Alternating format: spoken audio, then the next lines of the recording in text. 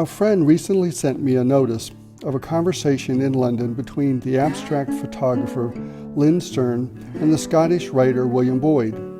I had to look up Stern's work, but I've been a huge Boyd fan since reading A Good Man in Africa over 30 years ago. In the notice, Boyd is quoted as saying that we go to photography for images of reality. Taken literally and narrowly, this statement is true, but, as I'm sure Boyd would agree, the broader relationship between photography and reality is far more interesting, complex, and disparate.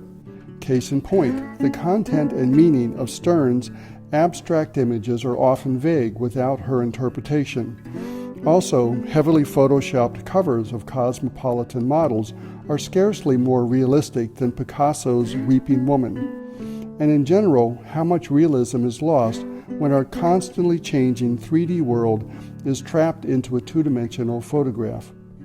For that matter, what is reality? It certainly isn't bound by our limited senses. High speed, long exposure, macro, micro, and infrared ultraviolet photography isn't less real just because we can't see the way a camera sees.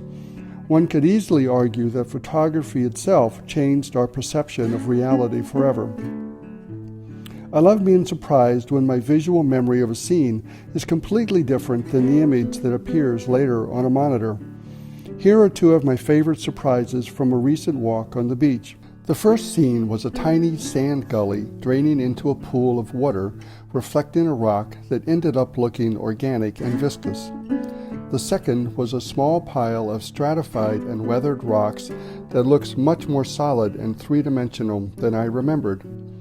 Creating images that enhance, enlighten, or challenge our day-to-day reality is one of the great strengths and joys of photography.